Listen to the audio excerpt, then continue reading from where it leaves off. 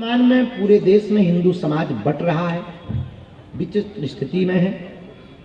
और पश्चिम बंगाल, बांग्लादेश, यहाँ के हिंदुओं पर हो रहे अत्याचार, और भारत में ही अब तो पश्चिम बंगाल जैसी स्थिति कई प्रदेशों में देखने को मिलती है, चाहे वो नूह हो, मेवात हो, कल फिर से मणिपुर में आगजनी हुई है, तो चाहे वो मणिपुर जल रहा हो, अथवा फिर बहराइच की घटना हो, अथवा फिर यहाँ बगल में बरेली की घटना हो, या फिर राजस्थान के कई क्षेत्रों में वो कन्हैया लाल दर्जी की घटना हो, चाहे वो श्रद्धा के 35 टुकड़े हो गए, या कोलकाता की वह डॉक्टर बिटिया हो गए। इन सब घटनाओं को देख करके धीरे धीरे ये स्थिति आ गई कि वो 6% से 22% हो गए, और हिंदू धीरे धीरे घट रहा है। उनके ऊपर लगातार प्रायोजित तरीके से अत्याचार किए जा रहे, और हिंदू समाज अभी भी चुप बैठा है। यह बात हमारे दिल में बहुत ज्यादा चुभ गई। अब हमने विचार किया कि तालियां बजाने से हिंदू राष्ट्र नहीं बनेगा, केवल बात करने से हिंदू राष्ट्र नहीं बनेगा, हिंदू हिंदू कहने से भी हिंदू राष्ट्र नहीं बनेगा। तब हमारे मन में पूज्य गुरुदेव की प्रेरणा से एक विचार आया। जिस क्षेत्र में हम रहते हैं, आप लोग रहते हैं, ये बुंदेलखंड क्षेत्र है। यहाँ रूढ़िवादिता, जात पात बहुत है, ऊंच नीच बहुत है, छुआछूत बहुत है, जिस कारण से समाज में एकता नहीं होती और हिंदू एक नहीं हो पाता। तो हमने प्रण लिया है, हम हिंदुओं को जात पात से ऊपर उठाने के लिए 160 किलोमीटर की प्रथम पदयात्रा बागेश्वर धाम से राम राजा ओरछा तक 21 नवंबर से 30 नवंबर तक करेंगे। ये प्रथम यात्रा इसलिए हमने कही है कि अब ये संकल्प हमारा रुकना नहीं, तब तक जब तक लक्ष्य की प्राप्ति नहीं हो जाए। लक्ष्य हमारा सिर्फ इतना है, जात पात में बटे हुए हमें हिंदुओं को एक करना है। एक बात हम पहले ही आपको क्लियर कर दें, यह शोभा यात्रा नहीं है, पद यात्रा है। इसलिए आज ही हमने, जब हम मंच पर चढ़े तो हमने कहा भी था, और आज ही गाड़ी में तो नहीं, पर प्रातः काल हमारे मन में गुरु प्रेरणा से जो विचार आया था, पूर्व में भी हमने 1-2 बार विचार किया। हम आपकी मीडिया के माध्यम से बाकी बातें तो हम बताएंगे कि कौन कौन आ रहा, कहाँ कहाँ जा रहे हैं। हमने इस पद यात्रा के लिए प्रथम तो ये विचार किया है कि आज से आगे तक, जब तक हम पदयात्राएं कर रहे हैं, तो पदयात्राओं के अंतर्गत या पदयात्रा में हम कहीं भी फूल माला पहन करके स्वागत हिंदुओं का स्वीकार इसलिए नहीं करेंगे जब तक यह हिंदू राष्ट्र नहीं बन जाएगा, जब तक इस देश से छुआछूत नहीं मिट जाएगा। और प्रत्येक पदयात्रा में हम पादुका नहीं पहनेंगे, ये हमने विचार किया और संकल्प किया। फूल माला ना पहनने का और कोई कारण नहीं, 2-3 साधारण से कारण है। एक कारण तो ये है कि कुछ ना कुछ त्यागना चाहिए। दूसरा, ये कई बार जो है हमने ले लिया, स्वीकार कर लिया, कई बार इस रुपयों का और बड़े अच्छे तरीके से सदुपयोग किया जा सकता है। बस इस कारण से हमने फूल माला का त्याग किया। 21 नवंबर से 29 नवंबर तक की ये जो पद यात्रा है, इसमें हम 8 रात्रि रुक रहे हैं, 9 दिन चल रहे हैं, और लगभग छतरपुर जिले में लगभग हम 75 किलोमीटर में रहेंगे। जो छतरपुर जिले में पदयात्रा होगी 75 किलोमीटर लगभग है। उत्तर प्रदेश में 60 प्लस, निवाड़ी में लगभग 25 किलोमीटर की पदयात्रा होगी, और टोटल मिलाकर के ये लगभग 158 से 160 किलोमीटर की पदयात्रा होगी राम राजा ओरछा तक। पहले दिवस जब हम चलेंगे तो प्रतिदिन 15 से 20 किलोमीटर की यात्रा होगी।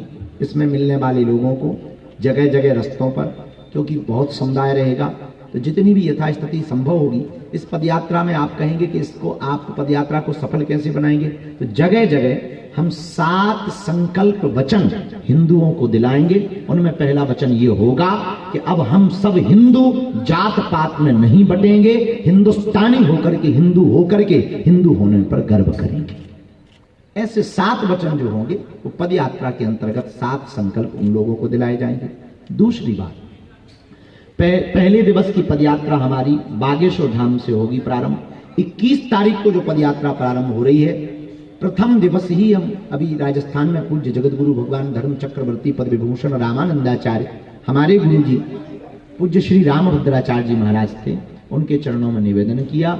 उन्होंने हमें आज्ञा दे दी 21 तारीख को भगवा ध्वज दिखा करके पूज्य गुरु जी इस यात्रा को प्रारंभ करवाएंगे। इसके बाद में हम तो निकल पड़ेंगे अब लोग कितने होंगे ये हम कह नहीं सकते, हम अकेले अभी हैं ये कह सकते हैं, पर हमारे साथ हिंदू समाज है, हिंदुओं के वो लोग हैं, बुंदेलखंड के गांव गांव के वो लोग आ रहे हैं, वो लोग उत्साह दे रहे हैं, वो सहयोग दे रहे हैं, जिसके बारे में हमने कभी विचार नहीं किया था। और अगर भविष्य में कभी भी छतरपुर के लोग बैठे हैं तो स्वभावश ये बात हमें बोलनी चाहिए। देखो, एक होता विजन, एक होता मिशन। हमारा ये मिशन है और विजन भी है, दोनों है। जैसे चंद्रयान एक मिशन था, वैसे ही हमारा हिंदुओं को एक करना मिशन है। ये जरूरी नहीं है कि हमारे जीते जागते पूर्ण हो, जब भी पूर्ण होगा तब पूर्ण होगा, लेकिन हमारे तन में जब तक मरते दम तक प्राण रहेंगे तब तक हम इस देश के हिंदुओं को एक करने के लिए, जात पात मिटाने के लिए यात्राएं करते रहेंगे और लोगों को जगाते रहेंगे। बाद में जब भी ये लक्ष्य पूर्ण होगा तब ये छतरपुर के लिए और बुंदेलखंड के लिए एक गौरव का दिवस होगा। ये जब भी स्वर्णिम अक्षरों में लिखा जाएगा वो तब लिखा जाएगा, क्योंकि राम मंदिर की विजन को, राम मंदिर बनने को 500 साल तक हम लोगों को लड़ना पड़ा। अनेक ऐसी परंपराएं हैं जिनके लिए बहुत लोगों को लड़ना पड़ा, कई साल। आजादी के लिए भी कई सौ, लगभग 100 साल तो लड़ना ही पड़ा, तब जाकर के आजादी प्राप्त हुई। उसी प्रकार ये भी बहुत बड़ा लक्ष्य है। तो जब देश की आजादी के लिए घर घर से लोग बाहर निकले थे तो देश आजाद हुआ था। इसलिए अब हम फिर प्रार्थना करना चाहते हैं, हम भारत को बांग्लादेश नहीं बनने देना चाह रहे, इसलिए हम हिंदुओं से प्रार्थना करेंगे, ना तो हमें राजनीति करनी है, एक बात स्पष्ट कर दें, ना हमें नेता बनना है, ना हमें सांसद बनना है, ना हमें किसी पार्टी को वोट दिलाना है। हमारा सिर्फ और सिर्फ एक लक्ष्य है, हिंदुओं को जगाना और अपने बुंदेलखंड के गौरव को बढ़ाना। दूसरा हमारा कोई लक्ष्य नहीं। अब इसका परिणाम कुछ भी निकले वो हनुमान जी जाने। हम तो अपना लक्ष्य और संकल्प लेकर के निकल रहे, अपनी यात्रा लेकर के निकल रहे। अब देखेंगे लक्ष्य कहां होगा, पहुंचेंगे कहां। जब तक प्राण है, बीच में भी प्राण चले जाएंगे तो भी रुकेंगे नहीं, उसके बाद फिर जन्म लेंगे। तो जब जन्म लेंगे, होश आएगा तो फिर हनुमान जी हमसे यही काम करवाएंगे, भारत माता हमसे यही काम करवाएगी। हमें भारत माता पर, हनुमान जी पर भरोसा है। तो पहले दिन की यात्रा भगवा ध्वज दिखाकर पूज्य जगत गुरु भगवान प्रारंभ करवाएंगे और हम आ जाएंगे कदारी फार्मेसी कॉलेज में। दूसरे दिन की जो यात्रा शुरू होगी, गठेौरा अंडरब्रिज के पास में फलाहार प्रसाद पा करके, भोजन करके दोपहर का, सायंकाल तक हम छतरपुर के सभी लोगों को मिलते हुए छत्रसाल चौराहे पर सबके साथ में सातों संकल्पों को दोहराकर और जात पात के संकल्प को सबके हृदय में भरकर, इस क्रांति की बातों को रखकर हम शाम के समय तक पेप्टिक टाउन में पहुंच जाएंगे। फिर निकलेंगे, दोपहर का भोजन हम मऊसानिया में करेंगे, फिर शाम का विश्राम शांति कॉलेज नौगांव में करेंगे। फिर बड़ा गांव टोल प्लाजा में दिन का भोजन करेंगे और रात्रि विश्राम 24 तारीख को देवरी रेस्ट हाउस में करेंगे। इसके बाद में भदरवाड़ा में दिन का भोजन करके रात्रि विश्राम 25 तारीख का ग्रामोदय मऊरानीपुर में करेंगे। दिन का भोजन श्री राम कॉलेज बंगरा में करेंगे और मां शारदा महाविद्यालय घुक्सी में श्री राम पैलेस के पास में घुराट, यहाँ पर रात्रि विश्राम 26 तारीख को करेंगे। सकरार में सबका अल्पाहार करवाकर, भोजन करवाकर हम पूरे बागेश्वर धाम के जो जात पात को मिटाने के लिए सभी साधक आएंगे, वो यहाँ दिवस का भोजन करके रात्रि विश्राम 27 तारीख को रेस्ट एरिया निवाड़ी में करेंगे। दिन का भोजन फिर बलुआ साबर एवं अगले दिन करके 28 तारीख की जो हमारा विश्राम होगा वो ओरछा तिगड्डा पर होगा। 29 तारीख को 8 किलोमीटर की यात्रा ओरछा तिगड्डा से ओरछा तक करके वहां ध्वज चढ़ाएंगे, प्रणाम करेंगे, जो जो संत आएंगे उनके उद्बोधन होंगे और फिर संकल्प वहां फिर से दोहराकर अपने अपने घर को जाएंगे। और इसके बाद में फिर शीघ्र अति शीघ्र हिंदुओं को एक करने के लिए, जात पात को मिटाने के लिए पुनः पद यात्रा की जाए। ये 9 दिवसीय यात्रा है। इसमें पूज्य जगत गुरु भगवान भी आ रहे, परम पूज्य श्री मलुक पीठाधीश्वर परम पूज्य अनंत श्री विभूषित राजन दास जी महाराज जी भी आ रहे, जगत गुरु परम पूज्य श्री पूजनीय श्री राघवाचार्य जी महाराज जी भी आ रहे, हमारे बड़े ही प्रिय आचार्य पूज्य श्री इंद्रेश उपाध्याय जी भी आ रहे हैं।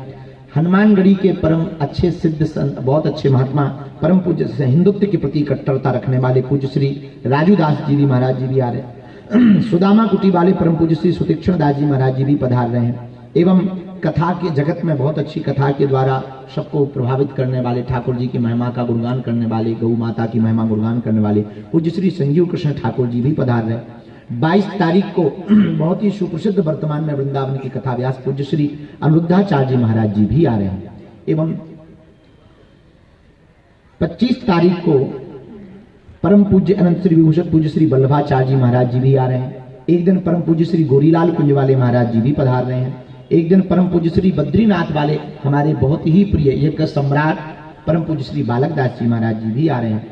एक दिन पूज्य परम पूज्य श्री किशोर दास जी महाराज जी भी पधार रहे हैं। एक दिवस उसी पदयात्रा में सबको जात पात से मिटाने, जात पात से ऊपर उठाने के लिए, हिंदुओं को एक करने के लिए परम पूज्य श्री श्याम सुंदर पारासर जी महाराज जी भी आ रहे हैं। परम पूज्य श्री दंदरुआ सरकार भी पहुंच रहे हैं। सर्वेश्वर राधा मंडल वृंदावन वाले भी पूज्य महाराज जी भी पहुंच रहे हैं। अन्य संतों की जैसे भी जानकारी हमें लगेगी हम 1-2 दिन पूर्व में बागेश्वर धाम के जो हैंडल हैं उनके द्वारा आप सबको सूचित करवा देंगे। प्रसिद्ध जगत के लोगों की सबको निमंत्रण हमने दे दिया है। बाकी 1-2 जो अभिनय जगत से 1-2 लोग हैं उनकी सूचना हमको मिल गई है कि वो भी आ रहे हैं। एक दिन हमारे बड़े ही प्रिय हैं, अभिनय जगत में बहुत अच्छे और सनातन के प्रति उनके अद्भुत विचार हैं, तो एक दिन जो है संजय दत्त भी आ रहे हैं और अन्य लोग भी इसमें आ रहे हैं। एक दिन खली भी पहुंच रहे हैं। उनकी जो भी सूचना हमको मिलेगी हम आप सबको इसके द्वारा बागेश्वर धाम के द्वारा या सब समिति परिवार के द्वारा हम आपको बता दें। आपको आज बुलाने के 1-2 कारण हैं। प्रथम कारण है कि हमें कुछ बातों को लोगों तक पहुंचाना है, इसको हम आपके द्वारा पहुंचवाना चाहते हैं। पहली बात हमें ये कि इस पद यात्रा में आपको यह बात पहुंचानी है कि किसी को भी फूल माला पर रुपया खर्च नहीं करना। ये हमारा आंतरिक भाव भी है और इच्छा भी है। उस खर्च को किसी अन्य जगह सेवा सदुपयोग में, पानी में, भंडारे में, फलाहार में वो लगा देना तो किसी का पेट भी भर जाएगा और ये दक्षिणा भी व्यर्थ नहीं जाएगी, हमारा संकल्प भी पूर्ण हो जाएगा। दूसरी बात, इस पदयात्रा में छोटे बच्चे, वृद्ध और बीमार जनों को नहीं आना। वो घर बैठ करके ही बागेश्वर धाम चैनल से यूट्यूब, टीवी जो भी चलेगी उनके द्वारा, आप सोशल मीडिया के द्वारा इस पदयात्रा में हनुमान चालीसा पढ़ के घर से ही सपोर्ट करके अपने आसपास छुआछूत, ऊंच नीच, भेदभाव जो बीमारी है ये ना बढ़ने पावे, उसके लिए घर बैठ करके संकल्प लिए। तीसरी प्रार्थना, जो भी आवे उनको रबड़ के जूते चप्पल पहन करके ही आना है ताकि पैर ना कटें और आपको कोई कष्ट ना होवे, क्योंकि जितने भी लाखों लोग आएंगे उन सबकी जिम्मेवारी हम सबकी है, तो उनके स्वास्थ्य का और उनका ख्याल रखना हमारा परम कर्तव्य है। तो जूता चप्पल पहन करके आ सकते हैं। अब किसी की अपनी भावना है तो वो अपने भाव से, फिर आपकी अपनी निष्ठा है, निजी निष्ठा है, पर हमारी तरफ से आपको स्वतंत्रता है, क्योंकि अभी यात्राएं रुकनी नहीं। एक ही बार में तुम्हारे पाँव में छाले पड़ जाए तो दोबारा में क्या कर।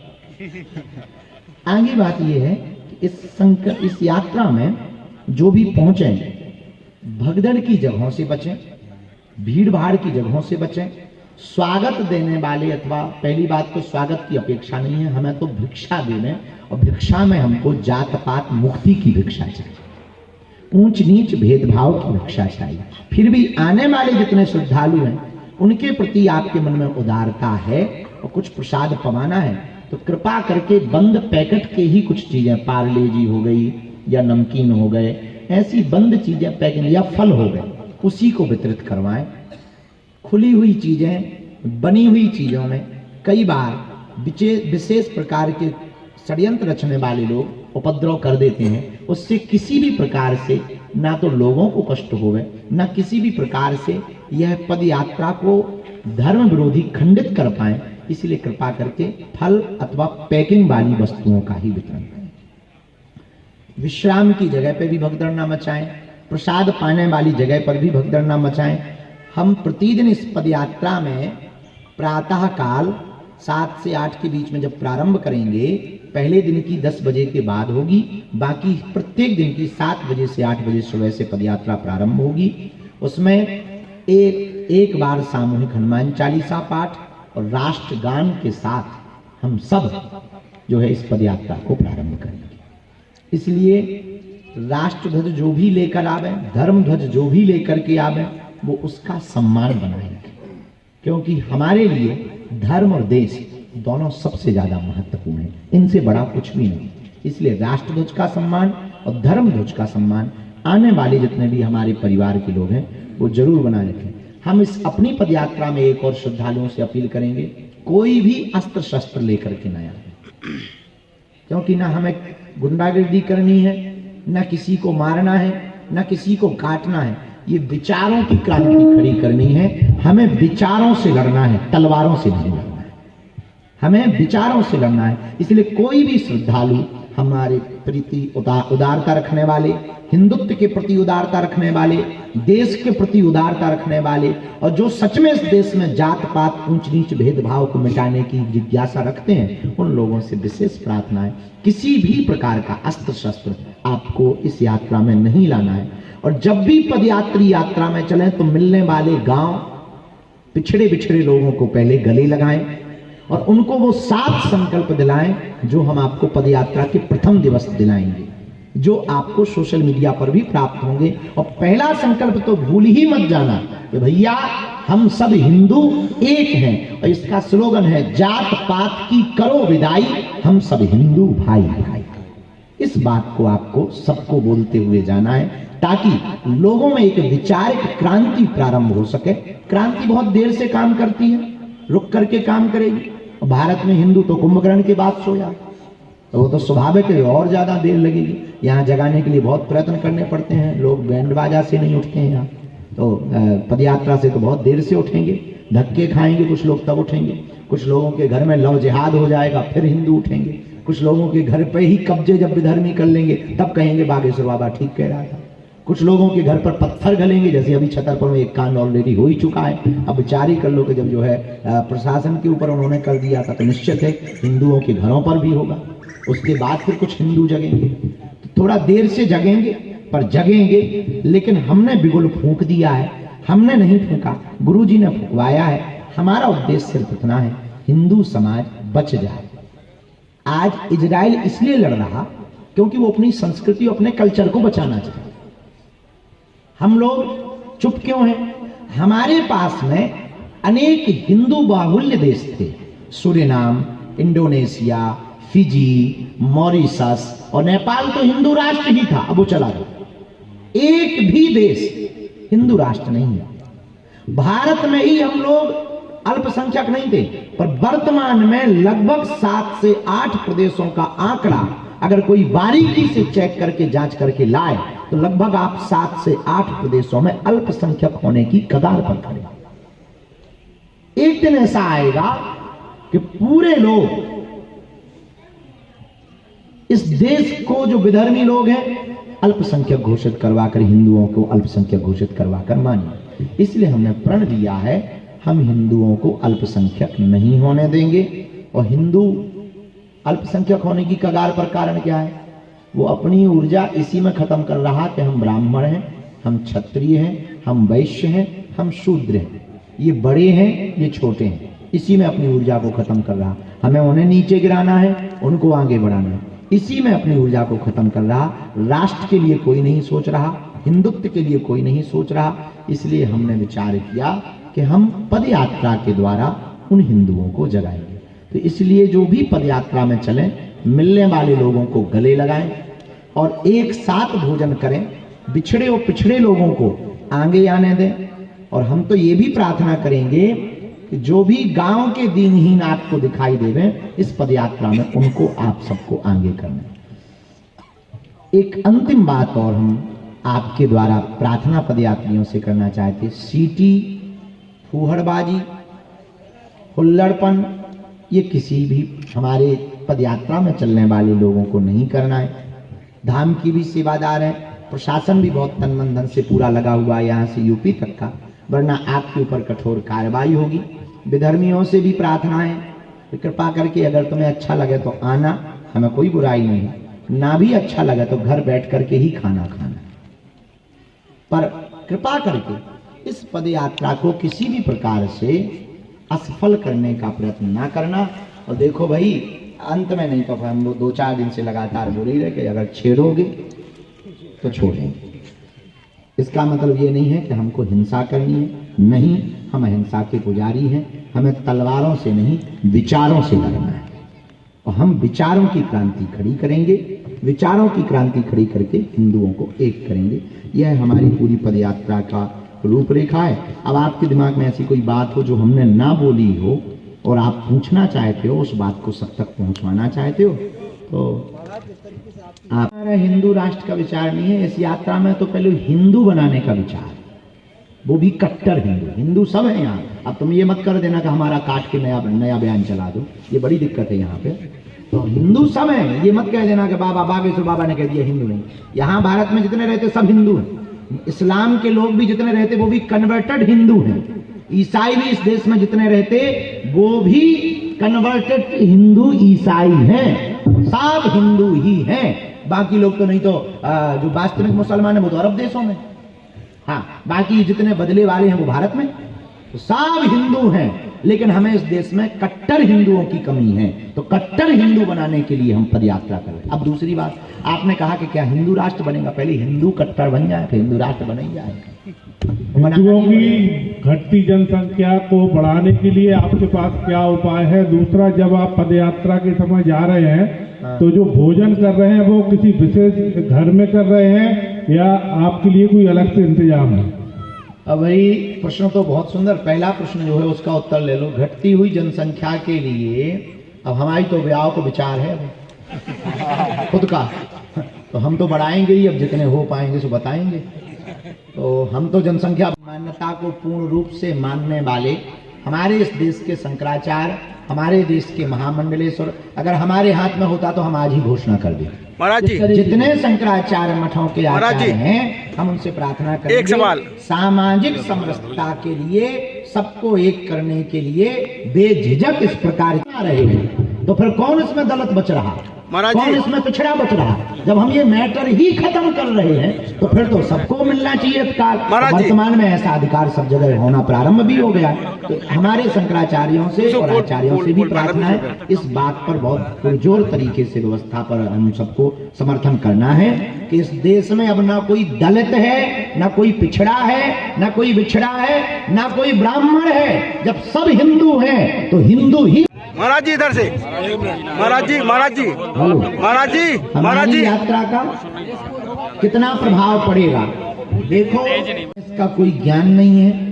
जितना पता लगता जा रहा है उतना करते जा, कितना प्रभाव पड़ेगा हम ये नहीं कह सकते। हम कट्टर हिंदू हैं, 2 आदमी भी जगेंगे, हमारी यात्रा सफल हो जाए। महाराज जी, महाराज जी, एक हमारा सवाल, एक हमारा सवाल, क्योंकि ये हम ना प्रदर्शन के लिए यात्री चमकवानी है, हमें सिर्फ हिंदुओं को जगाना है। तो हमें भरोसा है हिंदू जगेंगे और संकल्प पूरा है। महाराज जी, महाराज जी, एक सवाल, महाराज करते हैं, लेकिन कई जगह पे मंत्री और विधायक अपनी लड़कियों की शादी मुसलमानों से करवा रहे हैं, उसके लिए आप क्या कहेंगे?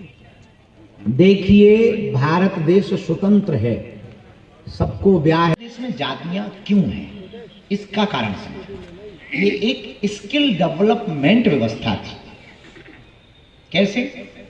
स्वर्णकार का बालक की डीएनए में सोने के आभूषण बनाने के गुण हैं, तो उसको ये कहा गया था शुरुआत में कि तुम इसी पर काम करो ताकि और परिष्कृत हो जाए। विश्वकर्मा के बालक में गुण फर्नीचर की व्यवस्था के निर्माण करने का है, तो और परिष्कृत हो जाए, तो भैया अब तुम्हारा यही काम है।